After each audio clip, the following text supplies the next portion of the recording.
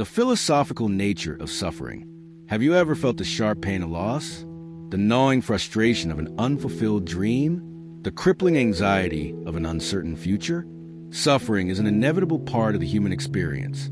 For centuries, philosophers have grappled with its meaning. Aristotle, for instance, saw suffering as a means to achieve catharsis, an emotional purification that makes us more whole. He believed that by experiencing the pity and fear evoked by a tragic play, we could cleanse ourselves of these emotions. For Buddha, suffering, or dukkha, is a fundamental reality of existence, caused by craving and attachment. His teachings offer a path to liberation from this cycle. But what if the way you face suffering could change everything? What if a philosophy more than 2,000 years old could give you the tools not just to endure pain, but to overcome it and find inner peace? That's what we're going to talk about today. Let's dive into the principles of Stoicism and discover how this philosophy can help you confront suffering in a completely new way. Prepare for a journey of self-awareness and resilience. The Stoic perspective on pain. The first step to dealing with suffering is to understand what it truly is. For the Stoics, most of your suffering doesn't come from external events themselves, but from how you react to them. They believe that pain, loss, and misfortune are facts of life, but the emotional anguish you feel is a choice. Think of it this way.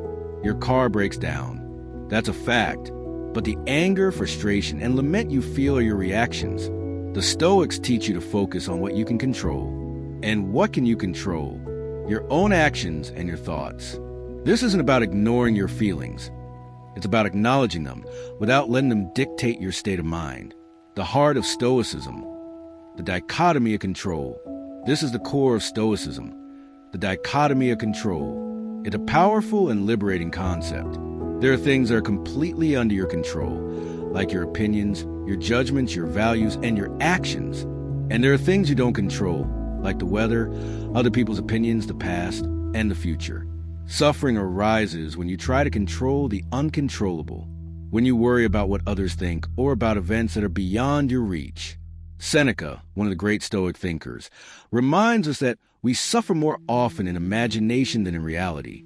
This isn't an invitation to be passive. It's a call to be strategically active. You can't stop the rain, but you can choose to carry an umbrella. By focusing on your response rather than the event itself, you reclaim your power. Practical tools for everyday life. Stoic philosophy isn't just theory. It gives you practical tools for daily life. Here are some of the most powerful ones. Negative visualization or contemplation of death. Think about the worst-case scenario. This isn't about being pessimistic, but about preparing yourself. Imagine losing your job, your partner, your health. By contemplating loss, you not only mentally prepare, but also learn to value what you have today. This exercise builds a profound sense of gratitude. Morning and evening meditation. Start your day by thinking about the challenges you might face and how to react with wisdom. End the day by reviewing your actions and judgments, learning from your mistakes, and celebrating your successes. This routine helps you align your actions with your values.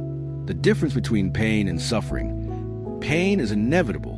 Breaking a bone hurts. But prolonged suffering is optional. It's the story you tell yourself about the pain. Stoics teach you feel the pain, but not to let yourself be consumed by it. You can acknowledge the discomfort without allowing it to destroy your peace. Even Epicurus, who sought pleasure, believed that the highest pleasure was simply the absence of pain, a state of tranquility that is not disturbed by fear or physical discomfort. Memento mori, the Latin phrase, remember that you are mortal. Contemplating your finite nature is not depressing. It is liberating. By accepting that life is temporary, you are inspired to live each day with more purpose and not to postpone happiness. This awareness gives you the courage to let go of trivial worries and to focus on what truly matters. Suffering as an opportunity for growth. The Stoics saw suffering not as a punishment, but as an opportunity. It's a chance to exercise virtue, to strengthen your character, and to become a better person. Adversity is a training ground for resilience. The Roman emperor and Stoic philosopher Marcus Aurelius wrote, "The obstacle is the way." Every challenge, every moment of pain, is a chance to show what you're made of. It's in these moments that you can practice courage, patience, and self-control. Friedrich Nietzsche echoed this idea with his famous quote, What does not kill me makes me stronger. He saw suffering as a catalyst for growth and self-overcoming, arguing that comfort can be a trap that prevents us from realizing our full potential. Stoicism doesn't promise that suffering will disappear. Life will continue to be full of challenges, but it gives you a new perspective and equips you with an unbreakable mental armor. It teaches you not to be a victim of events, but a master of your own mind. It's about building a fortress of inner calm that external events cannot breach. If you want to start applying these principles, I challenge you to do two things. First, identify a problem in your life today and ask, is this within my control? And second, start practicing negative visualization for just 5 minutes. It might be the first step to a life with less anxiety and more peace.